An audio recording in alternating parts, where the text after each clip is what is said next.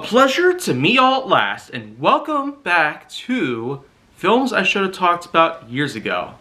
And now, let's go and try ourselves something different. Something real amazing from the early 90s. Quite possibly my next best favorite Arnold Schwarzenegger film of all time. Last Action Hero. This was released in 1993, the same big year as Cliffhanger and Hocus Pocus, plus a variety of other things. But the thing about Last Action Hero, in contrast to what hundreds of other Arnold Schwarzenegger films out there were like, this one actually does have quite a nice effect. It is essentially about an action hero who is on a film inside of a local theater that a young child goes to visit. It stars the likes of Arnold Schwarzenegger, obviously, along with Austin O'Brien, Charles Dance, and Tom Noonan, just as some examples. But we also can't forget the fact that this film really is quite the big epitome of Schwarzenegger's career, because we've known Arnold in a variety of different projects, from Conan to Terminator to Jingle All the Way, and then, well, for all those other amazing attributes that Schwarzenegger has accomplished, including the weightlifting competitions, and even those famous hilarious internet videos, like that one time where Schwarzenegger goes, "Put that cookie down! No!" Who could forget that? Yeah, but anyways, Last Action Hero, like I said, it's something that I've ranked pretty high on a top countdown based on the best films I've watched in 2021. And it's no surprise, really. This is, in fact, the lights of an action hero within a film that's already placed inside of a film from the early 90s. And it was quite a time period, because it was a huge time for action movies of all sorts. And this was certainly no different than the likes of many other highly remembered action heroes like Dirty Harry or John McClane or even RoboCop and all that good stuff. Well, anyways, the plot does star Austin O'Brien as a child whose life is pretty messed up. And the only real way that can pretty much sum it all up is the fact that, well, O'Brien goes to a local theater who's basically owned by a relative. And this film does show quite a lot of unique ways that it can try to blend the fiction with the reality, because the reality has shown that, well, in the film itself, that of course features the film that gives Schwarzenegger quite a big amount of screen time, is that the city of New York is pretty screwed from the start.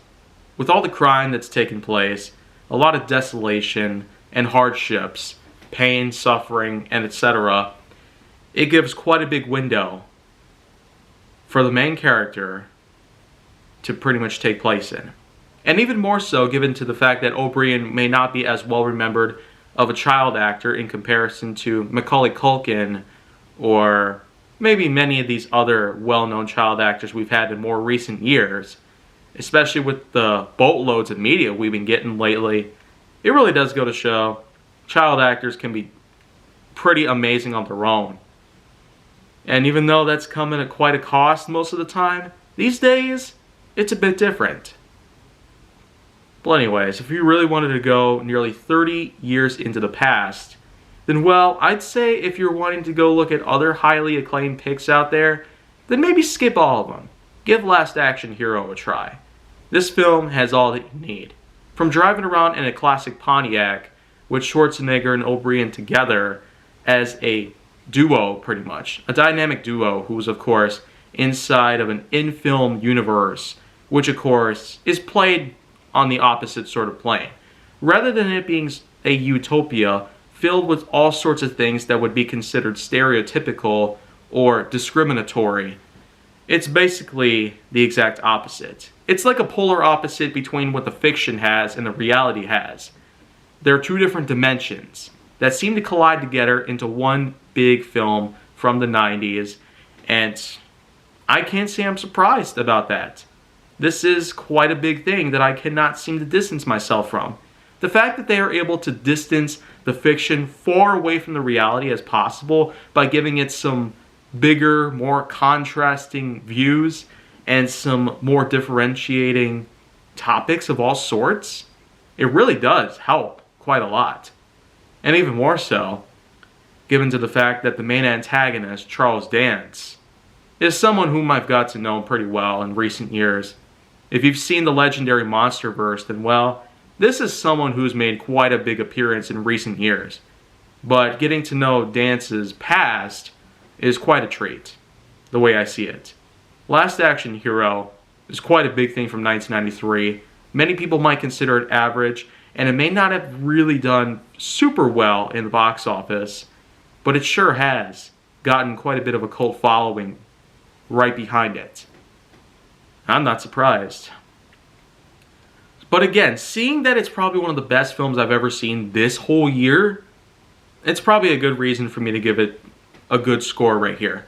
The score I give to this film, especially from the many, many merits that take place, from the way that they distance the fiction from the reality, to the comedic nature of the captain, who's basically a character within the film that of course is within the film itself, but again, a lot of this stuff pretty much is as it is. And I am just more than happy to say that I give this one a scoring of 8.9 out of 10. Certainly almost as good as many other picks out there that I've given rather high scores of. But as far as I could tell, nothing can pretty much beat The Suicide Squad as far as rankings seem to go. But yet there have been others that have ranked even higher than that, so who even knows? If I find something that's even better than any of them, you know exactly what will happen. But that's going to cut it for today. If you want to see more, go down to my channel, then make sure that you like, subscribe, comment, follow me on social media, and stay on the Hollywood side.